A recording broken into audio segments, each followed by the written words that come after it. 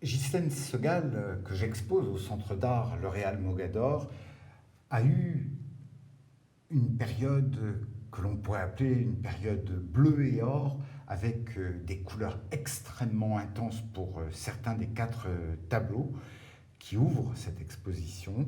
Ghislaine est une coloriste revendiquée. Elle fait vibrer les couleurs en les superposant, en faisant entrer en résonance les pigments, notamment avec la technique de la peinture au couteau, qui est un art gestuel parmi d'autres pour elle, qui lui permet d'obtenir une infinité de nuances dans l'épaisseur de la matière. Elle a développé une technique qu'elle a appelée le tachisme restructuré, où la touche structurée est arrêtée dans son élan, comme pour donner une impression de mouvement. Dans cette période bleue, Ghislaine a peint une paire d'oiseaux, deux tableaux de 50 par 70 cm, faits de bleu et d'or avec quelques touches de vert intermédiaires.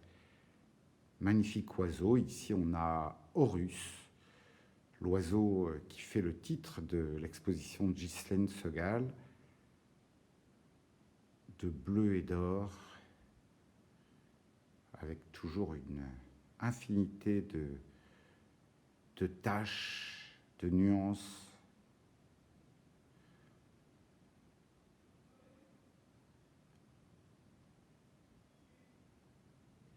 Et dans toutes ces taches,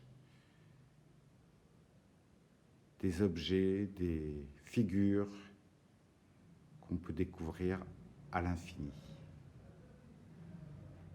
Deuxième tableau de la paire d'oiseaux, sous le palmier,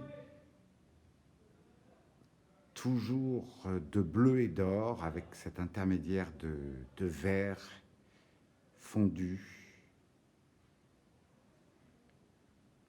des bleus intenses, des jaunes qui ne le sont pas moins, et qui vont sur toute une palette. Magnifique œil.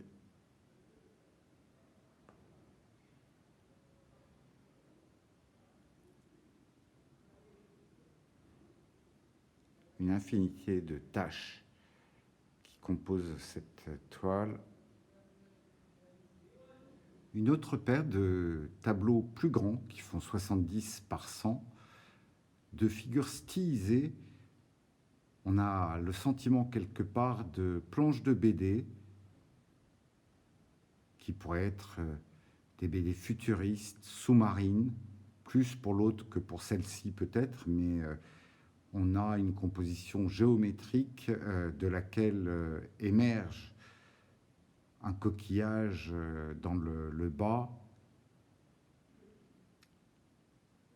un deuxième personnage en haut à gauche, à la bouche ouverte, duquel semble sortir et la tête de ce serpent qui lui entoure le cou, et un flot de paroles qui traverse le tableau vers l'angle droit, et un magnifique portrait d'une femme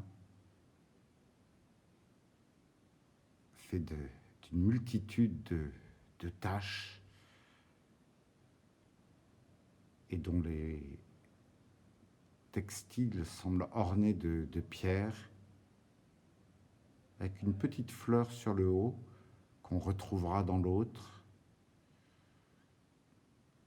Un très beau portrait.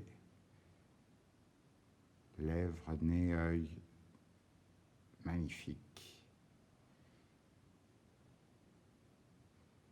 Et cette composition géométrique faite de ce coquillage, d'un cadre plus ou moins rectangulaire, carré, quelque peu dévoyé par le visage, et des traits en arc de cercle dans le haut du tableau.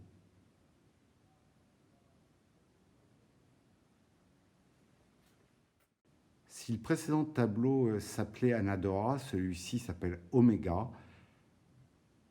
On retrouve des couleurs identiques avec peut-être plus de nuances rouge-violette dans celui-ci. Un double portrait, les yeux clos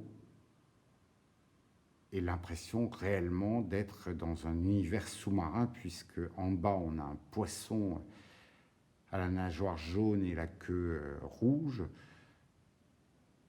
Sur la gauche des visages, on retrouve une ellipse coquillage, une petite étoile blanche sur le portrait le plus haut, et une multitude de nuances de couleurs, là aussi, que ce soit sur les visages, qui sont tous les deux ceints d'un foulard, sur le sein jaune,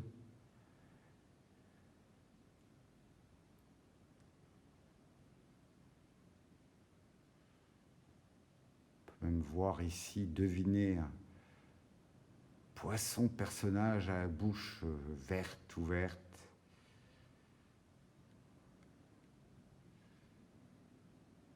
À nouveau, on peut avoir le sentiment d'une planche de BD. Très jolie paire que ces deux tableaux, Anadora et Omega, 70 par 100 cm de côté. Et pour terminer cette vidéo, une vue générale de ces 4 tableaux en bleu. Omega, Horus, Sous le palmier et Anadora. Et un finish sur l'Euryade, ses arches, sa structure, et un gros plan sur Gaïa qui prolonge quelque peu son séjour dans l'Euryade pour mon plus grand plaisir. Voilà, tous ces tableaux sont à voir de visu au Centre d'art Le Réal Mogador. Ils sont à vendre et vous pouvez les voir sur rendez-vous, soit en frappant directement à la porte l'après-midi, soit de manière plus sûre en téléphonant ou en envoyant un mail. À très bientôt.